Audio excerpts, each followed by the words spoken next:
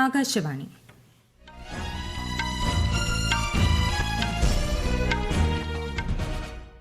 നമസ്കാരം. വാർത്തകൾ വായിക്കുന്നത് അമൃത കല്യാണി.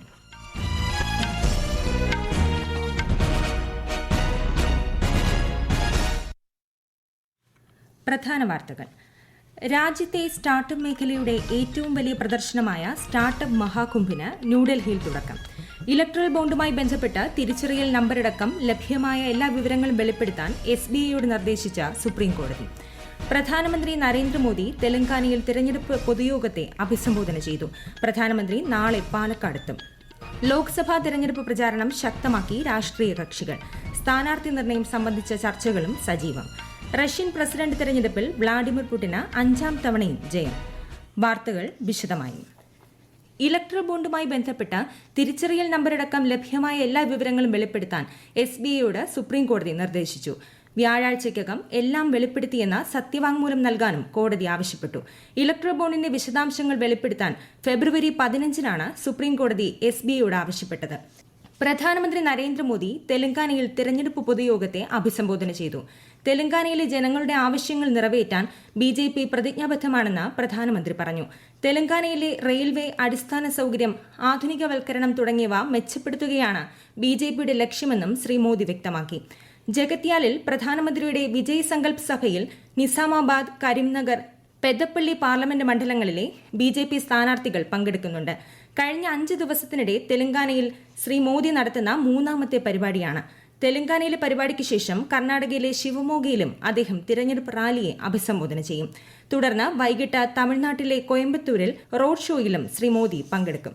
BJPയുടെ തെരഞ്ഞെടുപ്പ് പ്രചാരണത്തിനായി പ്രധാനമന്ത്രി നരേന്ദ്രമോദി നാളെ വീണ്ടും കേരളത്തിലെത്തും. പാലക്കാട് നഗരത്തിൽ പ്രധാനമന്ത്രി റോഡ് ഷോ നടത്തും. രാവിലെ 10 മണിയോടെ ആരംഭിക്കുന്ന റോഡ് ഷോയുടെ ഭാഗമായി ഗതാഗത നിയന്ത്രണം ഏർപ്പെടുത്തും. 3 മാസത്തിനിടെ ഇത് 5ാം തവണയാണ് പ്രധാനമന്ത്രി കേരളത്തിലെത്തുന്നത്. തെരഞ്ഞെടുപ്പ് പ്രഖ്യാപിച്ച ശേഷമുള്ള പ്രധാനമന്ത്രിയുടെ ആദ്യ കേരള സന്ദർശനമാണിത്. ലോക്സഭാ തെരഞ്ഞെടുപ്പ് പ്രചരണം ശക്തമാക്കി രാഷ്ട്രീയ കക്ഷികൾ. ബാക്കിയുള്ള സീറ്റുകളിലെ സ്ഥാനാർത്ഥി നിർണയം സംബന്ധിച്ച ചർച്ചകൾ കോൺഗ്രസിൽ സജീവമാണ്. അതേസമയം കോൺഗ്രസ് നേതാവ് രാഹുൽ ഗാന്ധി നയിച്ച 63 ദിവസം നീണ്ടുനിൽക്കുന്ന ഭാരത് ജോഡോ ന്യായ് യാത്ര മുംബൈയിൽ ഇന്നലെ സമാപിച്ചു. തുടർന്ന് ശിവാജി പാർക്കിൽ നടന്ന INDIA കൂട്ടായ്മയുടെ റാലിയെ ശ്രീ രാഹുൽ ഗാന്ധി അഭിസംബോധന ചെയ്തു. ഡോക്ടർ BR അംബേദ്കറുടെ സ്മാരകമായ ചൈത്യഭൂമിയിൽ സ്മരണാഞ്ജലികൾ അർപ്പിച്ച അദ്ദേഹം ഭരണഘടനയുടെ ആമുഖം ചടങ്ങിൽ വായിച്ചു. രാജ്യത്തെ യഥാർത്ഥ പ്രശ്നങ്ങൾ മാധ്യമങ്ങൾ അവഗണിക്കുന്നതിനാലാണ് തനിക്ക് ഭാരത് ജോഡോ യാത്ര ഏറ്റെടുക്കേണ്ടി വന്നതെന്ന് അദ്ദേഹം പറഞ്ഞു. NCP അധ്യക്ഷൻ ശരത് പവാർ, ശിവസേന അധ്യക്ഷൻ ഉദ്ധവ് താക്കറെ, തമിഴ്നാട് മുഖ്യമന്ത്രിയും DMK അധ്യക്ഷനുമായ MK സ്റ്റാലിൻ, ജാർഖണ്ഡ് മുഖ്യമന്ത്രിയും JMM നേതാവുമായ ചമ്പൈ സോറൻ ഉൾപ്പെടെയുള്ള പ്രമുഖ നേതാക്കൾ റാലിയിൽ പങ്കെടുത്തു. കേരളത്തിലും ലോക്സഭാ തെരഞ്ഞെടുപ്പിനുള്ള പ്രചാരണം ഉച്ചസ്ഥായിയിൽ. 3 മുന്നണികളുടെയും പ്രമുഖ സ്ഥാനാർത്ഥികൾ തെരഞ്ഞെടുപ്പ് യോഗങ്ങളിൽ ഉൾപ്പെടെ പങ്കെടുക്കുന്നുണ്ട്. തിരുവനന്തപുരത്തെ LDF സ്ഥാനാർത്ഥി പന്ന്യൻ രവീന്ദ്രൻ ഇന്ന് തീരദേശ മേഖലയിലെ ജനങ്ങളുമായി കൂടിക്കാഴ്ച നടത്തും. നെയ്യാറ്റിങ്കരയിലെ വിവിധ മേഖലാ കൺവെൻഷനുകളിലും പങ്കെടുക്കും. ആറ്റിങ്ങൽ പാർലമെന്റ് മണ്ഡലത്തിലെ UDF കൺവെൻഷൻ പ്രതിപക്ഷ നേതാവ് VD സതീശൻ ഇന്ന് ഉദ്ഘാടനം ചെയ്യും. NDA സ്ഥാനാർത്ഥി V മുരളീധരനും വിവിധ മണ്ഡലങ്ങളിൽ പ്രചാരണം നടത്തും. പഞ്ചാബിൽ ലോക്സഭാ തെരഞ്ഞെടുപ്പിനുള്ള വോട്ടെടുപ്പ് അവസാനഘട്ടമായ ജൂൺ 1 നടക്കും.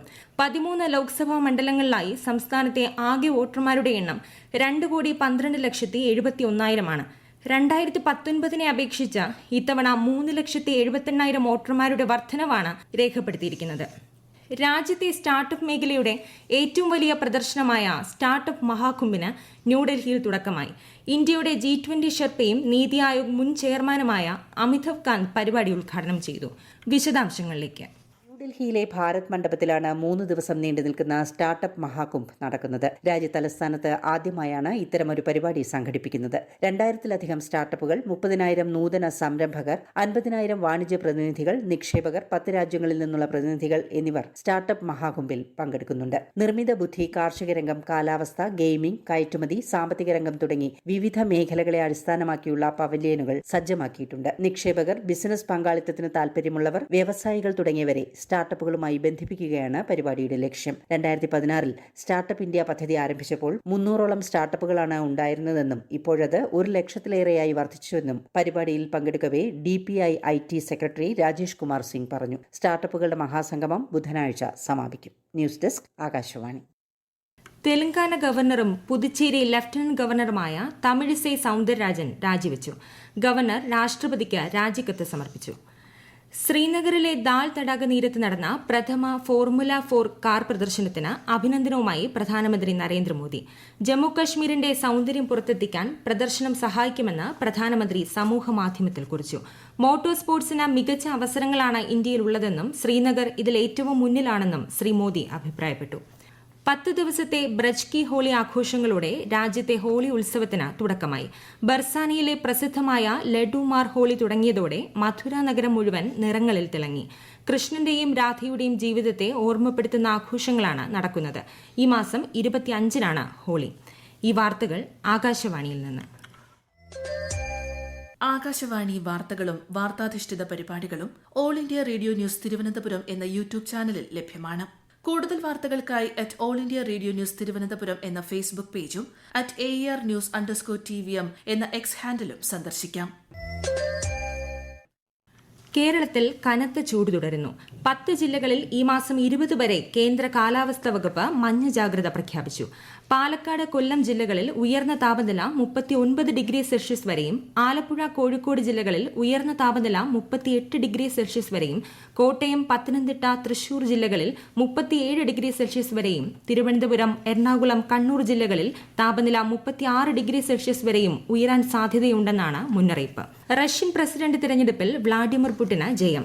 ഇത് 5ാം തവണയാണ് പുടിൻ അധികാരത്തിലെത്തുന്നത്. കമ്മ്യൂണിസ്റ്റ് പാർട്ടി ഓഫ് റഷ്യയുടെ നിക്കോളായ് ഖരന്റോനോവ് 2ാം സ്ഥാനവും ന്യൂ പീപ്പിൾസ് പാർട്ടിയുടെ വ്ളാഡിസ്ലാവ് ദെവൻകോവ് 3ാം സ്ഥാനവും നേടി.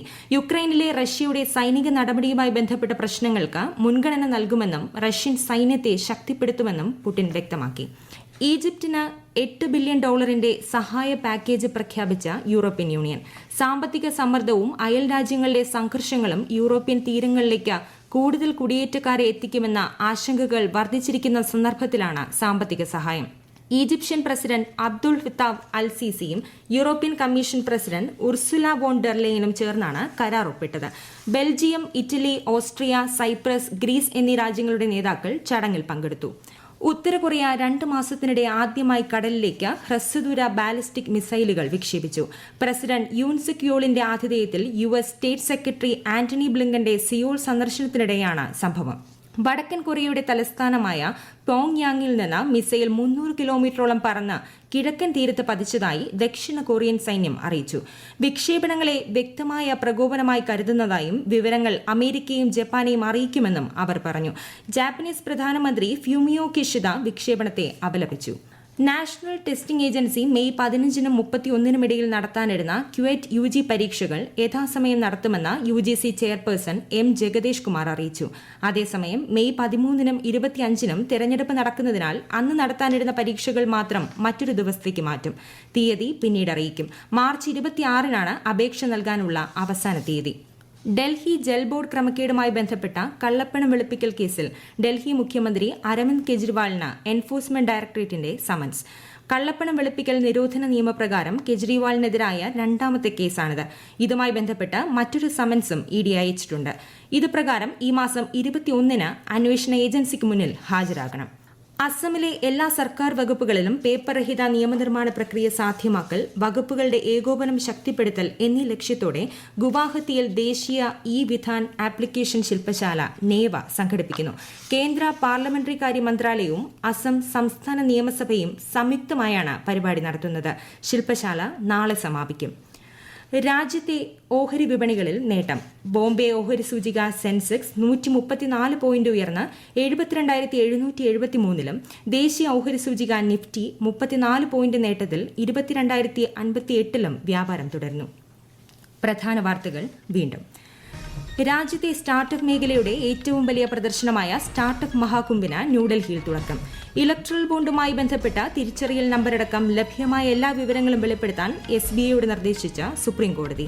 പ്രധാനമന്ത്രി നരേന്ദ്രമോദി തെലങ്കാനയിൽ തെരഞ്ഞെടുപ്പ് പൊതുയോഗത്തെ അഭിസംബോധന ചെയ്തു. പ്രധാനമന്ത്രി നാളെ പാലക്കാടെത്തും. ലോക്സഭാ തെരഞ്ഞെടുപ്പ് പ്രചാരണം ശക്തമാക്കി രാഷ്ട്രീയ കക്ഷികൾ. സ്ഥാനാർത്ഥി നിർണയം സംബന്ധിച്ച ചർച്ചകളും സജീവം. റഷ്യൻ പ്രസിഡന്റ് തെരഞ്ഞെടുപ്പിൽ വ്ളാഡിമിർ പുടിന് 5ാം തവണയും ജയം. വാർത്തകൾ കഴിഞ്ഞു. അടുത്ത വാർത്താ പ്രക്ഷേപണം വൈകിട്ട് 6:30-ന്.